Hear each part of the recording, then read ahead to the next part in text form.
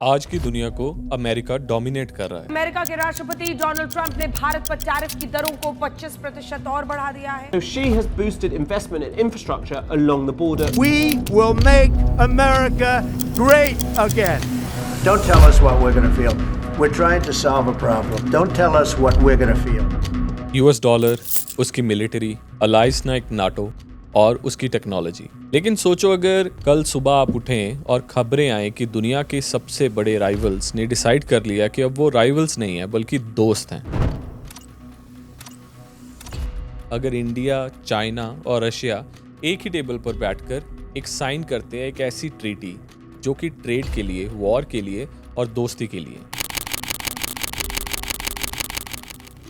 तो दुनिया कैसी होगी? क्या ये एक नई गोल्डन एज की शुरुआत होगी या नई कोल्ड वॉर की? इंडिया 1 बिलियन प्लस लोगों का डेमोक्रेसी, आईटी और फार्मा का किंग। चाइना दुनिया की फैक्ट्री, रेयरेस्ट अर्थ मिनरल्स की मोनोपोली होल्डर है। रशिया जो कि दुनिया का एनर्जी किंग है। मिलिट्री पावर हम सभी जानते हैं और न्यूक्लियर आर्सेनिक के मालिक। इनमें से हर एक बहुत ही बड़ा जायंट है। लेकिन अगर ये साथ आ जाएं, अगर ये 3 टुकड़े पजल के किसी तरह जुड़ जाएं, तो दुनिया के पास एक नया रूलर होगा, एक नया titan. Welcome to the world where India, China and Russia are friends. For real military use and are crack shots with a rifle. If they ever get into real frontline action, they'll give a good account of themselves. सबसे पहले समझना होगा कि individually ये 3 देश दुनिया में क्या रिप्रेजेंट करते हैं, क्योंकि दोस्ती की ताकत तभी समझी जा सकती है जब आपको ये समझ में आए कि तीनों इंडिविजुअल वेपन्स कैरी करते हैं। और यहाँ वेपन्स का मतलब टेक्नोलॉजी, रिसोर्सेज, मैन पावर और मिलिट्री पावर है। बात करते हैं इंडिया की। इंडिया दुनिया का सबसे बड़ा डेमोक्रेसी। 1.4 बिलियन लोग हर साल एक नई वर्किंग क्लास मार्केट में एंटर करती है। 1 बिलियन प्लस कंज्यूमर हो जो हर रोज नए फोन्स, नए मेडिसिन, नए प्रोडक्ट की डिमांड करते हैं। ये सिर्फ एक मार्केट नहीं है, ये है दुनिया का सबसे बड़ा बाजार। और फिर आईटी बैंगलोर, हैदराबाद, गुड़गांव, ये सिर्फ सिटीज नहीं है, दुनिया की कोडिंग के हब हैं। अब सिलिकॉन वैली की ही बात कर लें। आज सिलिकॉन वैली में आधे इंजीनियर्स इंडियन हैं। Google, Microsoft, Adobe Indian CEOs चलाते हैं। मतलब ब्रेन पावर इंडिया के पास ऑलरेडी है। फार्मा की दुनिया भी इंडिया के बिना नहीं चल सकती। अफ्रीका से लेकर यूरोप तक जेनरिक मेडिसिन इंडिया ही सप्लाई करता है। पेंडेमिक के दौरान वैक्सीन मेत्री याद है? डजन्स ऑफ नेशन ने जब इंडिया की तरफ देखा जब उन्हें दवा की जरूरत थी। और फिर मिलिट्री मैन पावर, इंडिया के पास है दुनिया की सबसे बड़ी standing army, the Indian army, और इंडियन नेवी जो इंडियन ओशन को डोमिनेट करती है। और इंडिया की सबसे बड़ी स्ट्रेंथ, आप जैसी यंग पॉपुलेशन। जब वेस्टर्न कंट्रीज ओल्ड हो रही हैं तो इंडिया यंग हो रहा है। ये यूथ कल का वर्कफोर्स, सोल्जर्स बनेंगे। अब आते हैं चाइना पर, जिसे कहते हैं द वर्ल्ड्स फैक्ट्री। सोचो आपके घर में जितने भी गैजेट्स हैं, एक ना एक पार्ट तो चाइना में बना ही होगा। एप्पल से लेकर सैमसंग तक, टेस्ला से लेकर नाइक तक, हर एक ब्रांड चाइना की फैक्ट्रीज पे डिपेंडेंट है। और इंफ्रास्ट्रक्चर, चाइना ने हाईवे से लेकर रोड बनाए और ब्रिजेस बनाए वहां जहां डेजर्ट था। एक जनरेशन में उन्होंने 800 मिलियन लोगों को पॉवर्टी से बाहर निकाल फेंका। लेकिन सबसे बड़ा और सबसे डेंजरस चीज है चाइना का रेयर अर्थ मोनोपोली। वो 17 मिनरल्स जो एआई, मिसाइल्स, सैटेलाइट और फाइटर जेट्स बनाने के लिए जरूरी हैं, उनमें से 80% तो चाइना कंट्रोल करता है। मतलब अगर चाइना कल एक्सपोर्ट रोक दे तो अमेरिका की डिफेंस इंडस्ट्री कोलैप्स हो जाएगी। और मिलिट्री, आज पीएलए, पीपल्स लिबरेशन आर्मी के पास है ड्रोन्स, हाइपरसोनिक मिसाइल्स और एक नेवी जो साल बर साल अमेरिका के इक्वल होती जा रही है। चाइना का साउथ सी में कंट्रोल ऑलरेडी एक वार्निंग है दुनिया के लिए। और फिर रशिया, एक ऐसा मुल्क जिसका लैंड मास इतना बड़ा है कि एशिया और यूरोप दोनों कवर कर सकता है। Oil, gas, uranium, gold, diamonds, you name it, सब कुछ रशिया के पास है। और अगर एनर्जी दुनिया का खून है तो रशिया वो दिल है जो उस खून को पंप कर रहा है। यूरोप की more than half of the electricity Russian gas से चलती है। That Europe is now scrambling to reduce its dependence on Russian energy. The price of gas was already high before the invasion, Now that Russian soldiers are in Ukraine, prices have spiked again. Natural gas now costs 10 times more than at the start of 2021. और military, Russia के पास है second largest nuclear arsenic hypersonic missiles जो अभी तक intercept भी नहीं किए गए। सोवियत एरा का कोल्ड वॉर एक्सपीरियंस जो उन्हें एक साइकोलॉजिकल एज भी देता है क्योंकि उन्होंने वॉर्स लड़ी हैं। रशिया सिर्फ इन चीज पर सीमित नहीं है। रशिया का स्पेस लेगेसी, स्पुतनिक से लेकर इंटरनेशनल स्पेस स्टेशन तक उनका स्पेस टेक अनमैच्ड रहा है। इमेजिन करो अगर ये इंडिया की इसरो और चाइना की फंडिंग के साथ कंबाइन हो जाए तो क्या होगा। अब सोचो इंडिया की टेक्नोलॉजी और मैन पावर और इंडिया की डिफेंस एजेंसीज, चाइना की मैन्युफैक्चरिंग पावर और रेयर अर्थ मोनोपोली, रशिया का ऑयल और मिलिट्री पावर एक ही प्लेटफॉर्म में आ जाए तो दुनिया का रंग ही बदल जाएगा।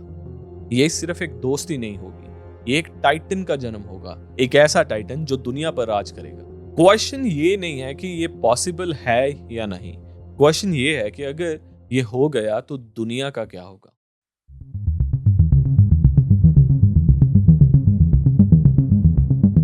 आज की दुनिया के हर कोने में एक चीज है जो अमेरिका को सुपर पावर बनाती है और वो है यूएस डॉलर। डॉलर सिर्फ एक पेपर नोट नहीं है, डॉलर एक वेपन है, डॉलर एक जादू है जो अमेरिका को हर जगह पावर देता है, बिना मिसाइल्स और बिना बॉम्ब्स के। समझना होगा कि डॉलर कैसे अमेरिका का असली हथियार बना। वर्ल्ड वॉर 2 के बाद 1944 में ब्रेटन वुड्स एग्रीमेंट हुआ। उस दिन डिसाइड हुआ कि दुनिया का ट्रेड एक ही करेंसी में होगा, डॉलर, और डॉलर हमेशा गोल्ड से लिंक होगा। लेकिन 1971 में प्रेसिडेंट निक्सन ने गोल्ड स्टैंडर्ड तोड़ दिया। अब डॉलर सिर्फ एक पेपर था, लेकिन दुनिया के पास कोई ऑप्शन नहीं था क्योंकि ऑयल, जो दुनिया की सबसे बड़ी नेसेसिटी है, सिर्फ डॉलर में बिकता था। इसे कहते हैं पेट्रो डॉलर सिस्टम। मतलब अगर आपको ऑयल खरीदना है तो आपको डॉलर चाहिए, और अगर डॉलर चाहिए तो आपको अमेरिका के बैंक्स के सिस्टम के थ्रू जाना पड़ेगा। यही अमेरिका का असली मैजिक था। जहां उन्हें वॉर लड़ने की जरूरत होती थी वहां वो सिर्फ डॉलर का यूज कर दुश्मन को घुटनों पर ला देते थे। लेकिन अब क्रैक्स दिखने लगे हैं। रशिया, चाइना और इंडिया तीनों देश समझ गए हैं कि जब तक ट्रेड डॉलर में होगा तब तक अमेरिका हमेशा उनके सर पर बैठा रहेगा। रशिया पे सैंक्शंस लगते रहेंगे, उनके बैंक्स डॉलर सिस्टम से कट ऑफ होते रहेंगे। ईरान ऑयल बेचना चाहता है, डॉलर के बिना कोई खरीदता नहीं। चाइना अमेरिका के अगेंस्ट स्टैंड लेता है तो उनकी कंपनीज को यूएस बैंकिंग ब्लॉक कर देते हैं। डॉलर एक इनविजिबल केज है और ये तीनों देश इस केज को तोड़ना चाहते हैं। इसीलिए ब्रिक्स नाम का group, Brazil, Russia, India, China, south Africa, अब एक नए फाइनेंशियल सिस्टम की तरफ बढ़ रहे हैं। सोचो अगर ये अलायंस एक ट्राई पावर कॉइन लॉन्च करे या फिर गोल्ड बैक रुपी, युआन, रूबल सिस्टम बनाए। मतलब हर ट्रेड डॉलर की बजाय इनकी करेंसी में होगा। ऑयल रशिया से डायरेक्ट इंडिया को रूबल में, मोबाइल फोन चाइना से डायरेक्ट रुपी में, और सॉफ्टवेयर सर्विसेज इंडिया से युआन में। एक दिन में डॉलर की डिमांड गिर जाएगी और जहां डिमांड गिरती है वहां पावर भी गिर जाती है। अब सोचो अगर दुनिया के हाफ ट्रेड सिर्फ इन 3 देशों के अलायंस में हो तो अमेरिका के पास क्या बचेगा? डॉलर की कुर्सी हिल जाएगी, अमेरिका अपने सैंक्शंस लूज कर देगा और सबसे बड़ा, उनके वॉर्स के लिए फंडिंग मुश्किल हो जाएगी क्योंकि अमेरिका अपना डेट दुनिया को बेचकर वॉर्स चलाता है। लेकिन अगर दुनिया कह दे कि हमें डॉलर ही नहीं चाहिए तो उनका मैजिक खत्म। एक समय ऐसा भी हो सकता है कि दुनिया के बैंक्स एक दूसरे को कहें we no longer trust in dollar, और उस दिन दुनिया का फाइनेंशियल सिस्टम कोलैप्स होगा। ये सिर्फ अमेरिका का नाइटमेयर नहीं, ये एक ग्लोबल अर्थक्वेक होगा। डॉलर का जादू तोड़ना इतना इजी नहीं है। अमेरिका लड़ेगा, सैंक्शंस लगाएगा। China, first row. China, 67%. That's tariffs. Japan, 46%. They would charge us 46% and much higher for certain items like cars. India, very, very tough. Very, very tough. The Prime Minister just left. He's a great friend of mine, but I said, you're a friend of mine, but you're not treating us right. They charge us 52%. Cyber attack, proxy war. लेकिन अगर India, China और Russia अपना system बना लेते हैं तो दुनिया के लिए ये एक नए एरा की शुरुआत होगी। पर ये तो बस शुरुआत है, अभी असली खेल बाकी है। अगला सवाल ये है, अगर ट्रेड के बाद ये तीनों वॉर में चले जाएं तो क्या होगा? ट्रेड एक तरफ है, लेकिन असली पावर तब आती है जब आपके पास मिलिट्री मसल हो। अगर इंडिया, चाइना और रशिया एक दूसरे के साथ मिलिट्री अलायंस कर ले तो दुनिया एक कोल्ड वॉर के दौर में आ जाएगी। एक तरफ नाटो और दूसरी तरफ ये ट्राई पावर अलायंस। रशिया और चाइना की दोस्ती तो ऑलरेडी चल रही है। हर साल ज्वाइंट एक्सरसाइज होती है। रशिया के पास S-400 और हाइपरसोनिक मिसाइल्स हैं। S-400 के बारे में हमने सुना ही है, जो ऑपरेशन सिंदूर में यूज हुए थे। और चाइना के पास है एयरक्राफ्ट कैरियर और ड्रोन्स। ये दोनों कंट्रीज एक दूसरे के साथ इंटीग्रेटेड ऑपरेशंस भी कर रहे हैं। रशिया डिफेंस टेक देता है और चाइना मास प्रोडक्शन करता है। दोनों मिलकर एक हाइब्रिड वॉर मशीन बनाते हैं जो स्पीड और स्केल दोनों में बहुत ही डेंजरस है। और अगर इसमें इंडिया की एंट्री होती है तो इक्वेशन एकदम उलट जाएगी। इंडिया के पास है एक यूनिक मिलिट्री एज। सबसे पहले है मैन पावर। इंडियन आर्मी दुनिया की सबसे बड़ी स्टैंडिंग आर्मी से एक है। हर साल हजारों नए रिक्रूट इंडियन आर्मी को ज्वाइन करते हैं। दूसरा, Indian navy. Indian ocean world trade का लाइफलाइन है। 60% से ज्यादा ऑयल शिप्स यहाँ से ही गुजरते हैं और इंडियन नेवी इस जोन का किंग है। अगर कल try power alliance Indian ocean को कंट्रोल कर लेती है तो नाटो की सप्लाई लाइंस कट हो जाएंगी। तीसरा, मिसाइल्स और न्यूक्स। इंडिया के पास है अग्नि 5 जैसे लॉन्ग रेंज मिसाइल्स जो 5000 किलोमीटर तक स्ट्राइक कर सकते हैं। मतलब बीजिंग से मॉस्को, मॉस्को से लंदन सभी रेंज में है। सोचो एक ट्रायंगल जहां चाइना, इंडिया, रशिया एक साथ हो। साउथ चाइना सी में चाइना, यूरोप की गेट पर रशिया और इंडियन ओशन में इंडिया। ये ट्रायंगल नाटो को इनसर्कल कर देगा। सप्लाई लाइंस कट हो जाएंगी। एयर ट्रैवल रिस्की हो जाएगा और सिर्फ लैंड और सी ही डिफिकल्ट नहीं होगा वेस्ट के अलायंस के लिए। स्पेस और साइबर में भी ये अलायंस अनबीटेबल बन सकता है। 21st सेंचुरी की लड़ाई अब मिसाइल्स तक सीमित नहीं है। अब असली वॉर होती है साइबर स्पेस में। इंडिया के आईटी ब्रेन्स, रशिया का साइबर वॉरफेयर एक्सपीरियंस और चाइना का एआई और फंडिंग। सोचो एक ऐसा अलायंस जो सैटेलाइट्स को डिसेबल कर सकता है, बैंकिंग सिस्टम्स को हैक कर सकता है, सिटीज की पावर ग्रिड ऑफ कर सकता है बिना भी एक बुलेट चलाए। और स्पेस में रशिया का लेगेसी, इंडिया का इसरो और चाइना का बजट। मार्स तक जाने वाले देश अगर एक साथ आ जाएं तो अर्थ को डोमिनेट करेंगे।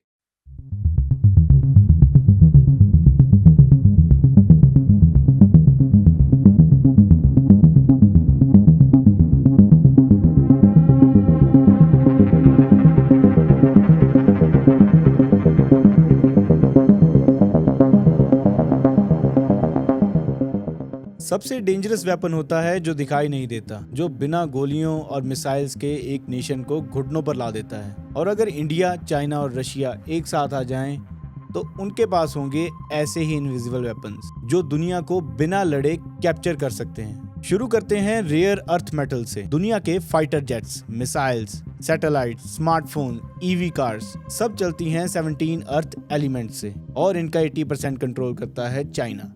मतलब अगर कल चाइना एक्सपोर्ट बंद कर दे तो अमेरिका के F-35 जेट्स, यूरोप के सैटेलाइट्स और टेस्ला के कार्स सब रुक जाएंगे। और अगर इस मोनोपोली में रशिया अपने आर्कटिक रिजर्व ऐड कर दे और इंडिया अपने रिफाइनिंग टेक्नोलॉजी कंट्रीब्यूट करे तो ये अलायंस दुनिया का टेक चोक पॉइंट बन जाएंगे। आप समझिए, बिना बुलेट्स के अमेरिका के मिलिट्री इंडस्ट्रियल कॉम्प्लेक्स कोलैप्स हो सकता है।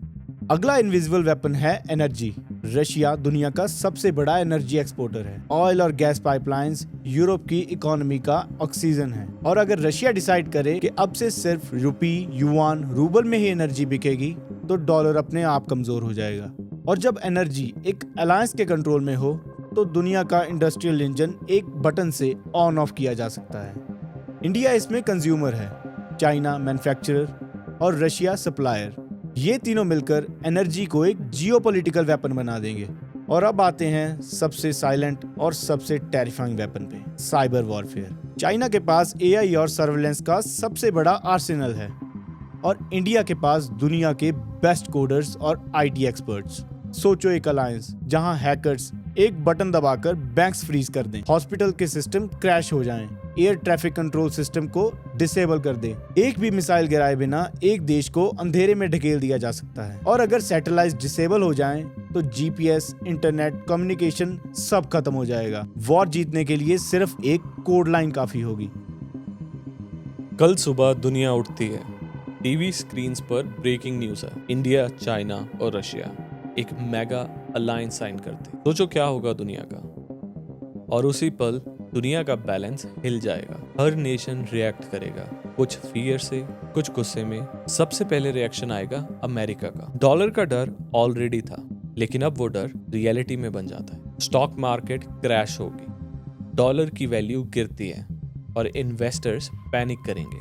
पेंटागन के जनरल्स एक इमरजेंसी मीटिंग बुलाएंगे और अमेरिका के लिए ये सिर्फ एक नॉर्मल अलायंस नहीं होगा, बल्कि एक डायरेक्ट चैलेंज होगा, a declaration of war. Trump ने ये बात पहले भी कही है। अब उनके पास दो ऑप्शन है, चाहे तो नेगोशिएशन या फिर कॉन्फ्रंटेशन। एंड हमें पता है कि अमेरिका कन्फ्रंट करने में कभी भी पीछे नहीं रहता। साइबर अटैक शुरू होंगे, अमेरिका अपनी पावर दिखाएगा, अपनी मीडिया को बुलाएगा और बताएगा कि ये अलायंस दुनिया के लिए कैसे थ्रेट है, क्योंकि अमेरिका बातें घुमाने में बहुत तेज है। यूरोप के लिए ये टाइम सबसे बड़े डायलेमा का होगा। एक तरफ नाटो और उनकी अलायंस जिसमें अमेरिका उनका प्रोटेक्टर था, और दूसरी तरफ रशियन ऑयल और रशियन गैस जिनसे उनका देश चल रहा है। यूरोप के लिए एक साइड चूज करने का मतलब होगा इकोनॉमी को खतरा, और दूसरी साइड चूज करने का मतलब होगा कि यूरोप अब प्रोटेक्टेड नहीं रहेगा, क्योंकि अमेरिका ही यूरोप को प्रोटेक्ट कर रहा है। अगर ये ट्राई पावर एक असलियत बन जाती है तो दुनिया के लिए एक नया एरा शुरू होगा। अमेरिका फिर से सैंक्शंस लगाने की कोशिश करेगा, लेकिन अमेरिका इस टाइम तक सैंक्शन लगाने की स्थिति में नहीं होगा, क्योंकि अमेरिका का डॉलर गिरता जाएगा, और अगर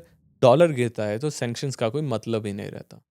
ये ट्राई पावर अलायंस इन 3 कंट्री के लिए तो बहुत अच्छा होगा, लेकिन वर्ल्ड के लिए एक नया डोमिनेंस सेट करेगा। लेकिन इंडिया, चाइना और रशिया का एक टेबल पर बैठना बहुत ही मुश्किल है, क्योंकि इनमें है कई ऐसे पॉइंट्स जिसके कारण इन 3 देशों की दोस्ती होना बहुत ही मुश्किल है। Galwan sparked more skirmishes along the border. But this isn't just a battle on the ground. Videos of these brawls are going viral.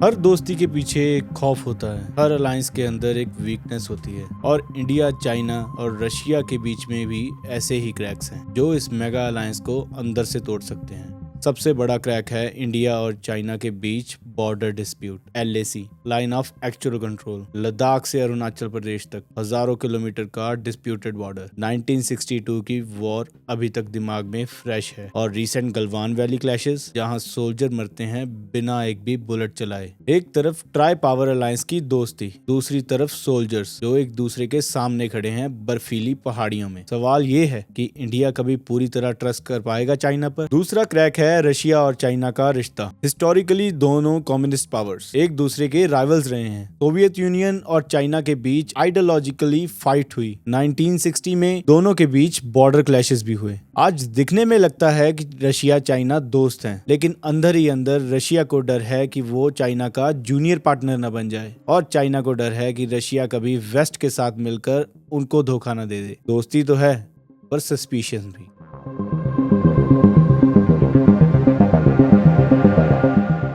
इसके कई रीजंस हैं, जैसे चाइना पाकिस्तान और इंडिया की वॉर को फंड करता है। चाइना के कारण ही हमारे रिलेशंस श्रीलंका और नेपाल के साथ भी कुछ अच्छे नहीं है आज के दौर में। इसके लिए हम एक नई वीडियो भी बनाएंगे। लेकिन अगर ये अलायंस बन गई तो दुनिया एक क्रॉस रोड पर खड़ जाएगी।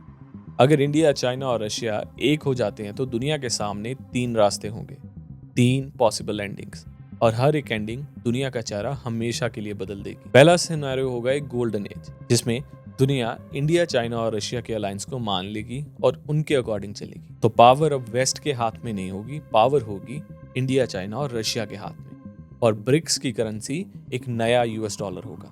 दूसरा सिनेरियो होगा वॉर का, जो अमेरिका इंडिया, चाइना और रशिया के साथ लड़ेगा with the help of all 30 NATO country. और अगर ऐसा हुआ तो दुनिया बहुत तबाह होगी, कई लोग भी मरेंगे। और तीसरा होगा कि दुनिया अभी भी डॉलर को ही अपना बाप मानेगी और डॉलर में ही ट्रेड करेगी। इससे इंडिया, चाइना और रशिया सारे वर्ल्ड से कट जाएंगे। इस चीज को पॉसिबल करना कोई आसान नहीं है, बट नामुमकिन तो बिल्कुल भी नहीं है। इंडिया और रशिया हैज गुड रिलेशंस और चाइना और रशिया के भी रिलेशंस अच्छे ही हैं। बात आती है तो इंडिया पर, क्योंकि इंडिया का 60% डिफेंस वेस्ट पर निर्धारित है। मेक इन इंडिया का मॉडल इसी चीज को कमजोर करने के लिए बनाया गया है, क्योंकि 60% of the weapons which India buys in today comes from west. इसी के कारण इंडिया एक डेमोक्रेटिक और एक मिडिल अप्रोच लेता है। आपने देखा होगा कि कभी भी कोई कॉन्फ्लिक्ट हो तो इंडिया किसी एक पार्टी की साइड नहीं लेता, बल्कि न्यूट्रल खेलता है। लेकिन अगर इंडिया ने ब्रिक्स को कामयाब और पावरफुल बनाना है और अपने आप को विश्व गुरु कहलाना है, तो इसके लिए इंडिया को एक साइड लेनी पड़ेगी, और साइड लेने का मतलब होगा आत्मनिर्भर भारत। और अब मैं आपसे एक सवाल पूछता हूँ, कल सुबह अगर आप उठें और टीवी पर हेडलाइंस चले, India, China, Russia signed a mega alliance, तो आप कैसे रिएक्ट करेंगे? क्या आप सोचेंगे कि ये एक नए एरा की शुरुआत है, या आप सोचेंगे कि ये एक टाइम टिकिंग बॉम्ब है जो कभी भी फट सकता है? अपने व्यूज हमें कमेंट बॉक्स पे जरूर लिखें, और अगर आपको ऐसी ही इंफॉर्मेटिव वीडियोस पसंद आए तो subscribe to our channel beyond borders and stay tuned. Until the next time, stay safe.